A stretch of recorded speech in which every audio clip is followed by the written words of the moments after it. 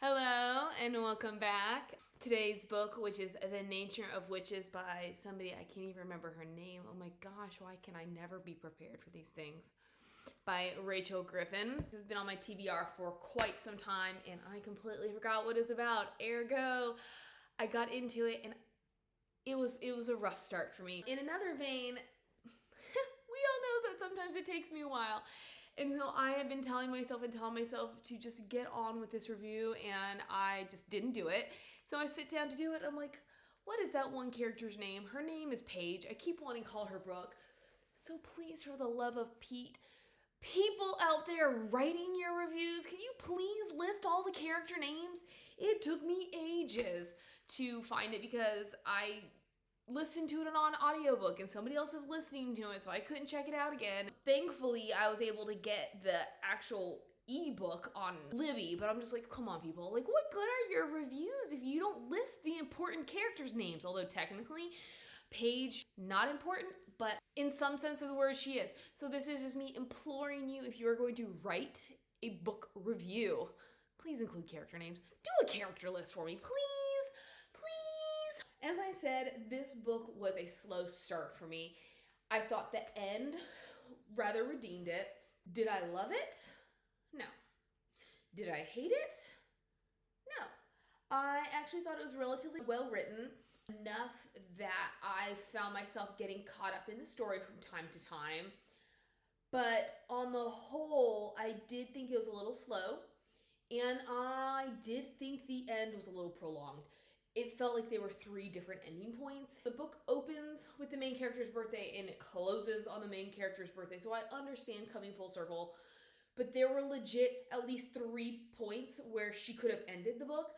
And when she really was ending it, I was so disengaged that I stopped reading. And I didn't miss anything. Read at your own risk. I think most people enjoyed this book.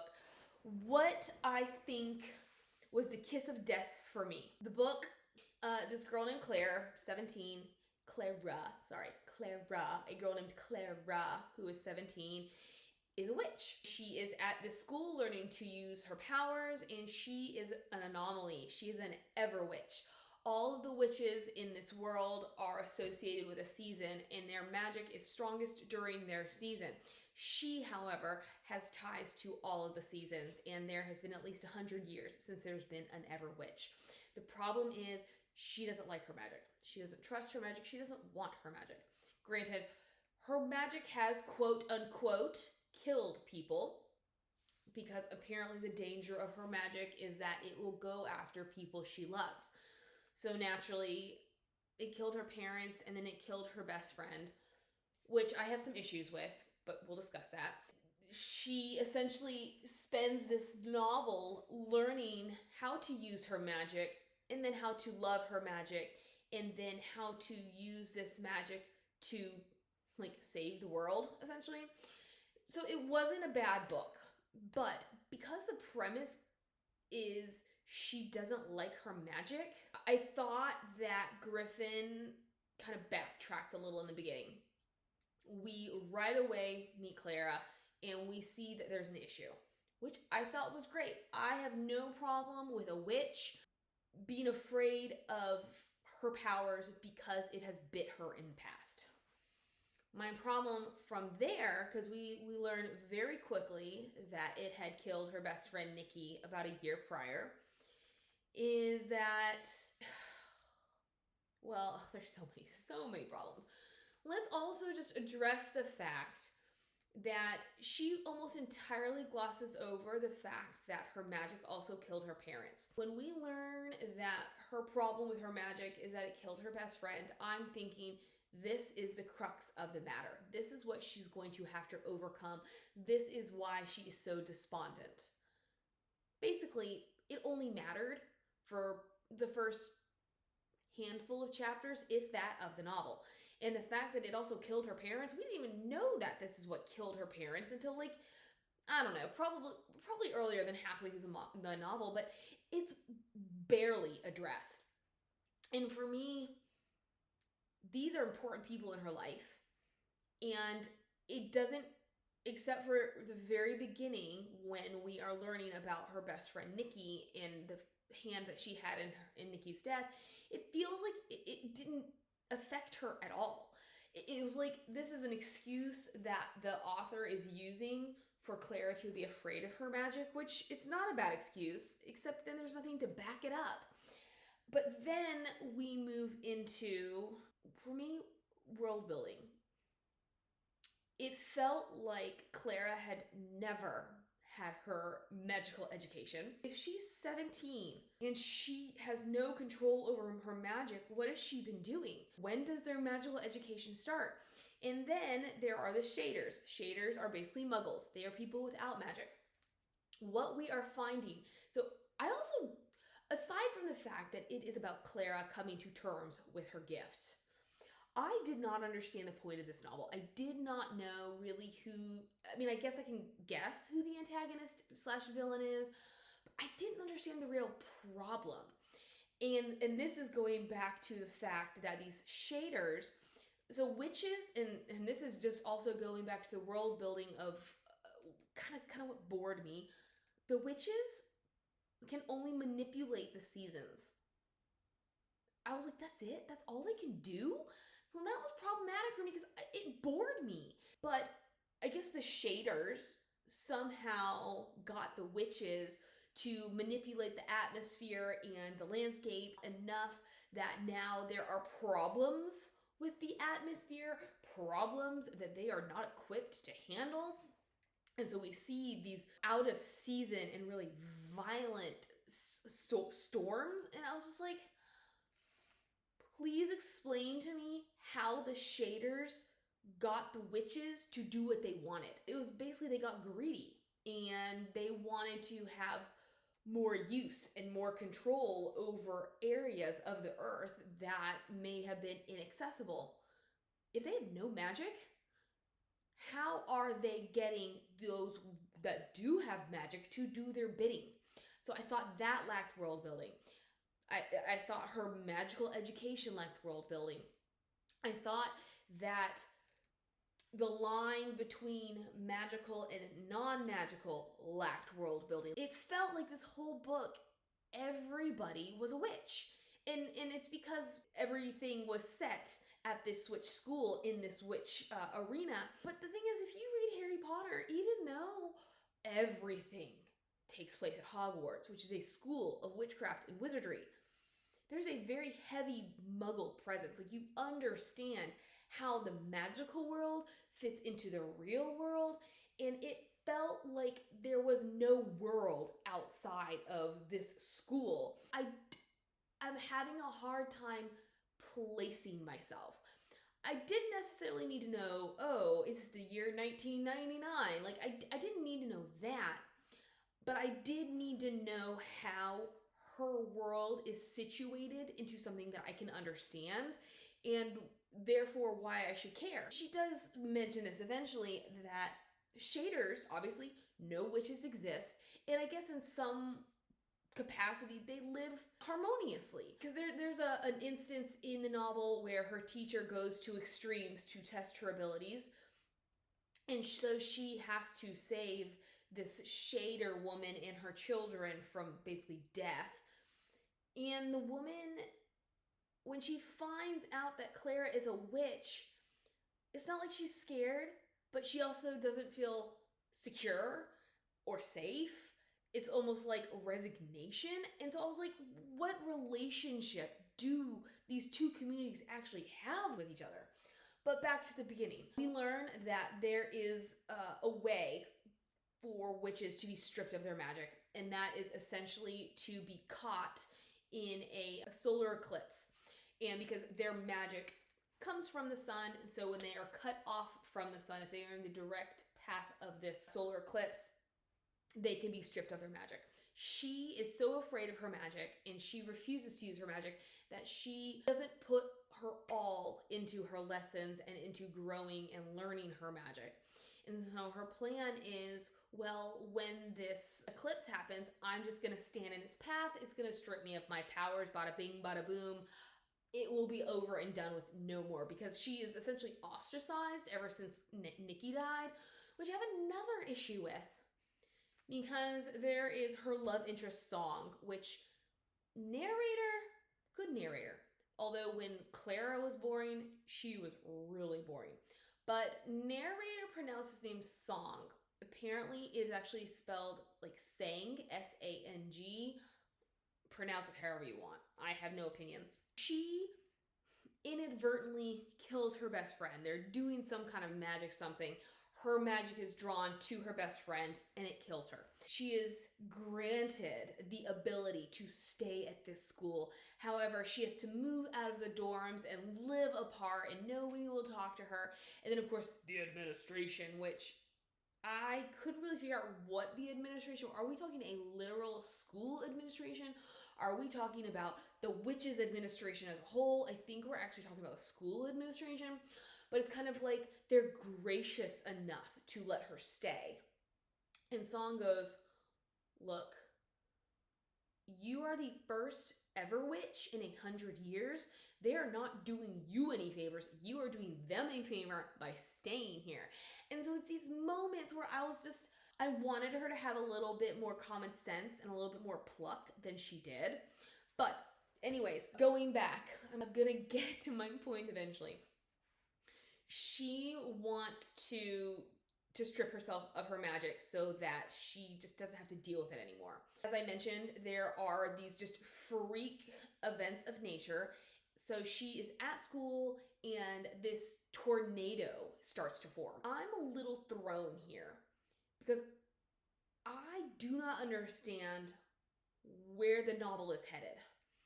All I know is that the atmosphere is shaky. So then we have this, all of a sudden, this big tornado, and I'm just like, where is this coming from? It feels so big for the beginning of a novel that I was like, I don't really see where we can go from here. But she is on her way to safety when she realizes that she needs to find her cat. It's a device. I get it. And maybe because I'm a cold-hearted meanie pants, I'm like, it's a cat. But she decides she needs to go find her cat. And she finds her cat in the arms of this strange boy who turns out to be Song. They are on their way back when she realizes that there are some witches who are trying to stave off this tornado. And witches can be drained if they overexert themselves, if they're trying to use their magic out of their season, even if they're trying to use their magic in season, but then the storm is out of season. She, realizing as an Everwitch, it's not as much of a problem for her. It's like, I'm gonna save these guys. But it's not even like she's gonna use her magic. She just wants to break the trance they're in so that they don't get drained. She saves them only to be like, okay, I'm going to avert disaster.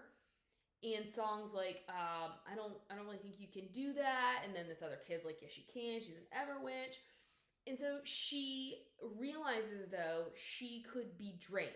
Like, this could be potentially dangerous for her. But she's like, oh, no. I'm going to take that risk. It doesn't even matter to me. I'm just going to do this. And then later, I'm going to get myself stripped of my magic. I didn't quite understand why all she wants to do is get rid of her magic. And then at the first opportunity that could actually strip her of her magic, she's like, I don't want it to strip me of my magic. She is able to, it's like there's two storms and she abates one so that they can't join and become a tornado. She is unable to divert the second one because she's not powerful enough. It ends up joining a third storm, tornado, things happen. But she's all like, I'm just not strong enough to do this. And I'm like, first off, you're not strong enough to do this, not because you're not strong enough to do this, but because you haven't put any work into owning your magic. So like, why are we placing blame somewhere else?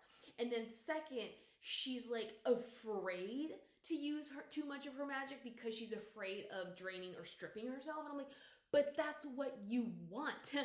I thought that would be a really good stake at this point in the novel of, okay, so you're aware of what's going to happen and you're like, this is what I want, so I'm going to go for it, and we're going to see whether or not you succeed or fail. This is really where I disconnected. From there, it was very, very difficult for me to care about her at all. I thought Song was a redeeming character for her. He made her interesting. Otherwise, I didn't care. A minor character who I thought could have done so much more was Mr. Hart, who was her teacher. And he was someone, I kind of disagree with his methodology, his mindset. He doesn't push her. How is she supposed to achieve anything if he doesn't push her? Because what really gets her going where she needs to go is that really nasty teacher I mentioned. Terrible methods, but they were successful.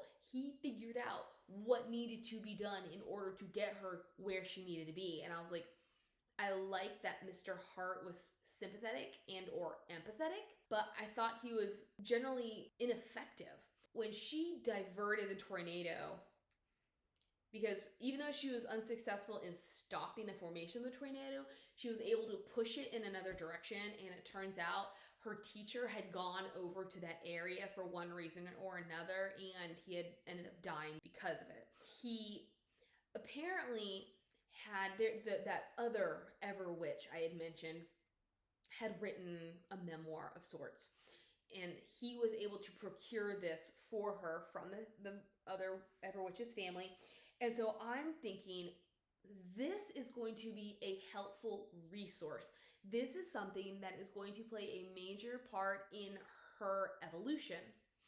Absolutely not. Why does it matter that there had been a previous Everwitch? Why does it matter that he got his hands on an elusive journal that nobody's allowed to see? Why did he matter? There is something at the end that makes him more important, but at the same time, anybody could have come to that conclusion. But I digress.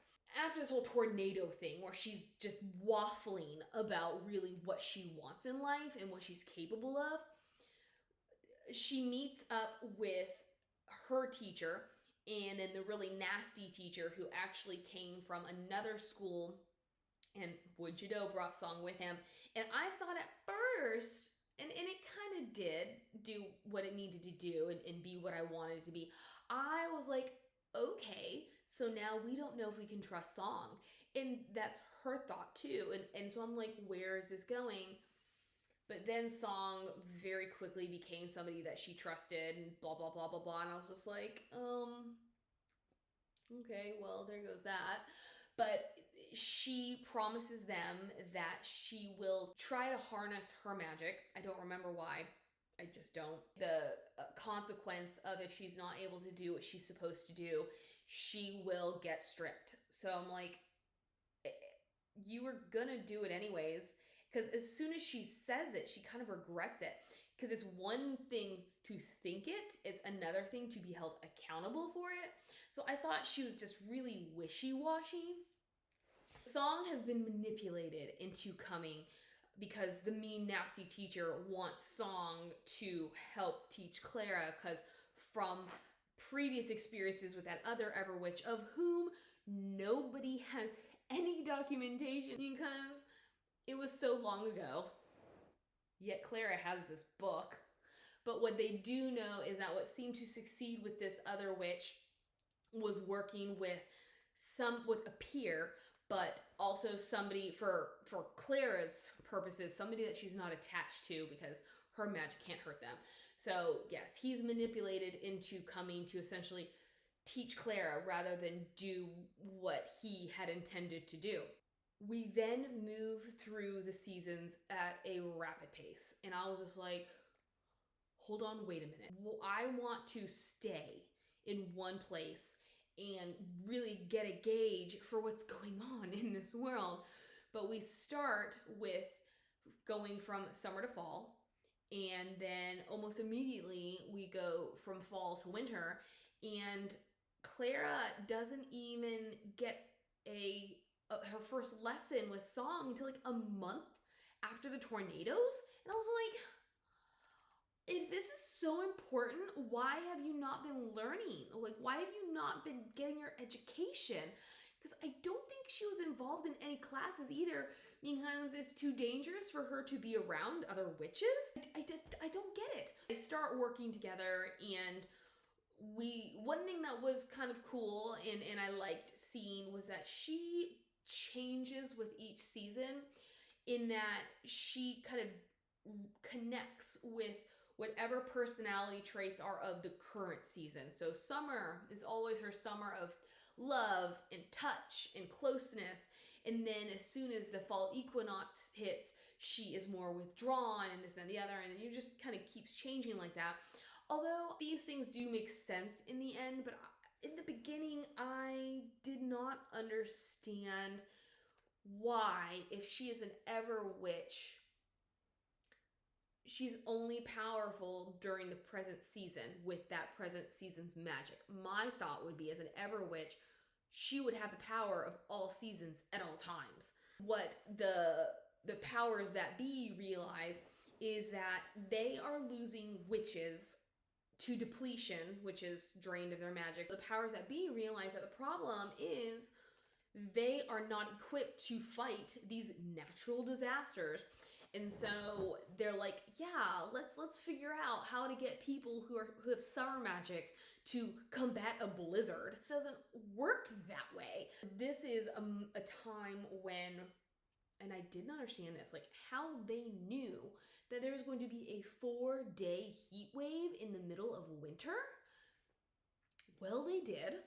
And the mean, nasty teacher was like, okay, I have your first test, Clara. She doesn't like him. She doesn't trust him. He drives her out to the middle of nowhere, which is when we meet that shader I mentioned, and he abandons her there. He puts up a barrier that the shaders would die if they went through, because it's basically pure sun. Claire's basically freaking out. Part of me is like, yeah, I would too. If I were in her shoes, I've improved, but am I really ready for this? On the other hand, she knew what he was up to.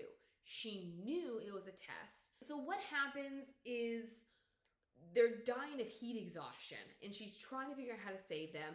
She does what she needs to do, and then what she does is she walks through that sun barrier, and she's pretty certain that it could kill her as well. I don't know if it could kill just about any witch, but she, as an Everwitch, is more resistant to the peril.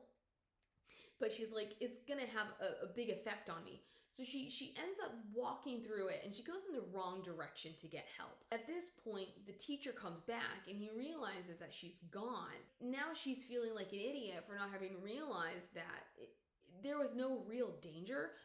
Wasn't a good decision. Like, it was a really bad test, and the fact that he didn't get in trouble I thought was kind of ridiculous. I thought the reasoning for why he didn't get in trouble was kind of a just throwaway. Just like Griffin needed a reason, and since she was the author, the reason was gonna fly, and it's basically like, well, he had success, so, you know, why are we gonna punish him when he got results? This was that point where I was like, Clara, use your common sense. He might not be the greatest person, but he's probably not gonna let you guys die. There is gonna be some control factor in here. So why she took it to such extremes, except that it was a way to get her to develop, I don't know. Like, anyways. So yeah, then we move from winter into spring, and it's around this time she gets angry at Song for something, and they start fighting. They fall on the ground somehow with our powers combine. Anybody know where that's from? She was able, he's a spring, she was able to draw out his magic. It must have been in winter, during the winter. And so this is a turning point, because now she's like, maybe my magic can do more than I thought it could. And these are things that I thought would have been really helpful to have come from the other witch's book, or at least as like a guidebook for Clara emotionally. What we glean is that the other witch had similar emotional issues in which she couldn't form relationships because of her magic. And so then she just decided to throw herself into her magic. I thought having this journal and having this other witch's thoughts and experiences could have been a very useful tool for Clara as she was navigating the unknown. Anyways, so we figure out this really important trick. They go to show it to her teacher and then the really mean, nasty guy. And it doesn't work because she doesn't trust her teacher. Her teacher is a fall, an autumn. And what she realizes is she has to have a level of trust. So she imagines Mr. Hart, the teacher who died, and so she's able to pull out the magic and do what she needs to be done. The be nasty guy is like, oh my gosh, yes, try that with me. And she's like, absolutely not. So then he has her do another test in which, again, it's like really bad judgment. And I kept waiting for him to be redeemed. And I guess what was supposed to redeem him was the fact that he had people's best interests at heart. He just wasn't a very nice guy. And so he just believed in pushing her without explaining, without justification, without allowing her to trust him. The second test is that there is a mountain with snow. And when the snow melts, it's going to flood these farmers' fields and it's going to destroy their crops. So Clara's job is to stop it from happening. And she's like, I'm not playing Russian roulette. I'm not putting people's livelihood at stake. And you told me I didn't actually have to participate, so I'm not going to participate. And he's like, well, you don't have to, but it's going to happen anyways, and we're still going to have you do another test. And so she, turns around and she freezes the water before it can cause damage and blah, blah, blah, blah, blah. And I was like, that was it? I don't know. We get through spring to come back to summer, which is when the eclipse is going to happen. She has gotten much better at her magic, about using it in conjunction with others. And so now it is time to head out of town so that they can go to safety during the eclipse. And Mr. Hart's wife shows up and says, hey, I've got a journal of his for you. From this journal that she reads on the bus ride, she realizes that he thinks two things. One, that possibly being in the path of the eclipse can actually help her. Being in the path of the eclipse can essentially cleanse her. It's like her magic just wants to have a connection with people the way she has a connection with people. But perhaps because of her being an Everwitch, it's a little confused, and so it overdoes it. His thought is, maybe if you get stripped, it'll kind of cleanse the confusion. The second, no, that was the only thing. I don't know what I was thinking. I was thinking it's 1:30 at night. That's what I was thinking, or in the morning. That's what I was thinking. What's also going on is there's this freak rainstorm at an outside music festival. This is something I really don't get, where it's like the witches in the area just left. Like, I think some tried to help, but then all the others were like, we're getting out of here. I was like, what good are you? And I guess there are witches assigned to certain places and they're supposed to help protect and or regulate the weather and the atmospheric conditions. I don't know. Since these people have been abandoned and they're having the time of their lives.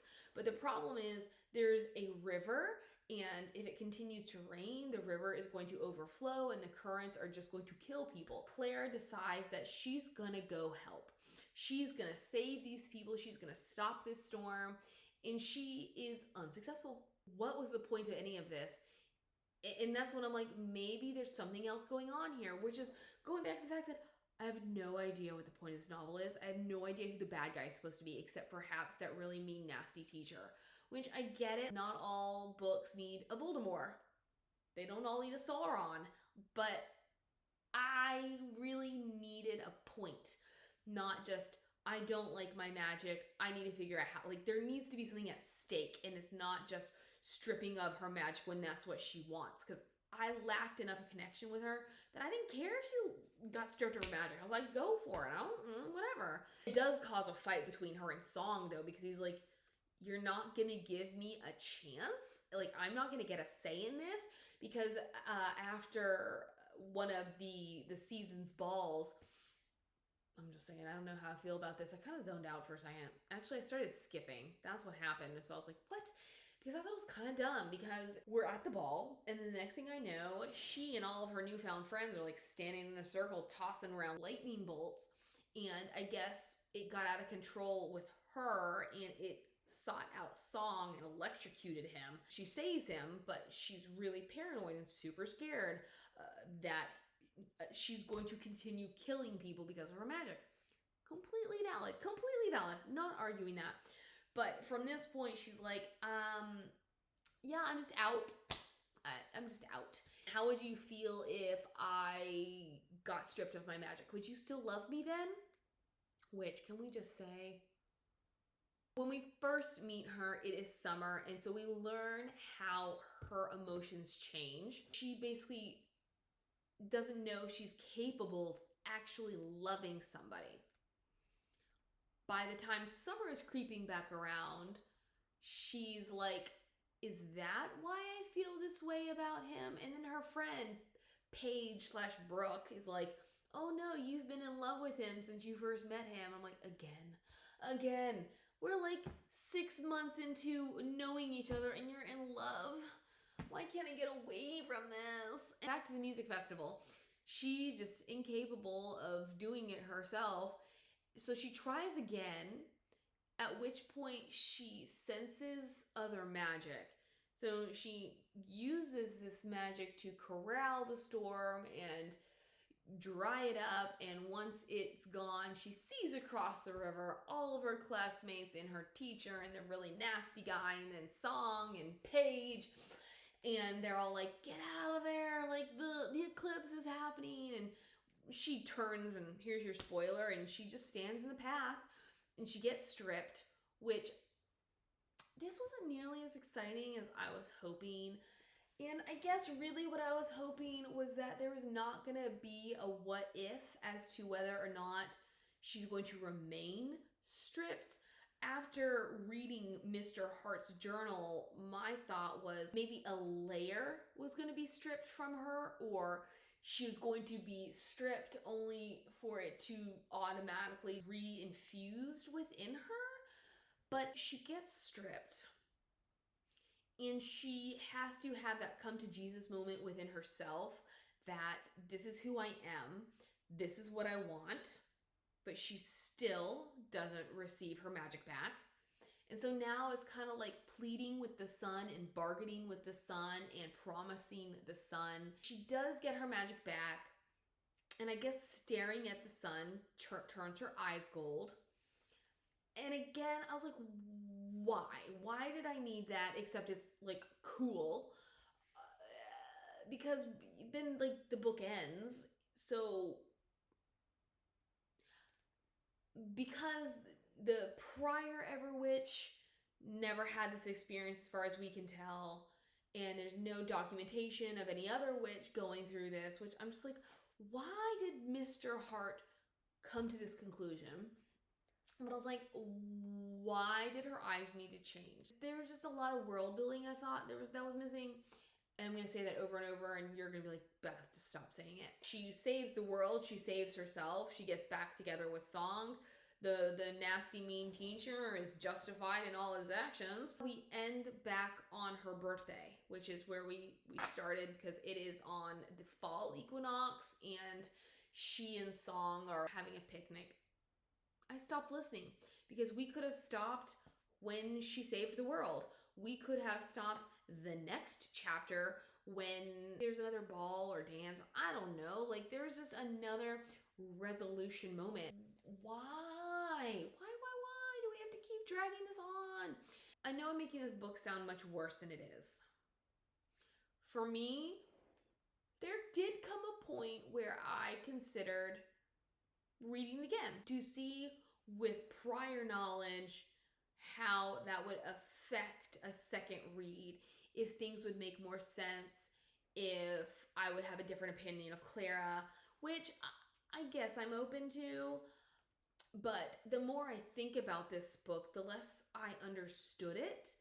And the less I understand something, the less I care. It really wasn't a terrible book. If you want to read it, feel free. Let me know what you think. This was her debut novel. It's not enough to make me want to read another one. It was quick-ish. I just don't care about nature that much. So for me, there were moments that I skipped because I just don't care to hear dialogue or a monologue or whatnot of the seasons and of growing things. You can feel differently all you want, but that's my 2 cents, and I will see you when I see you. Bye.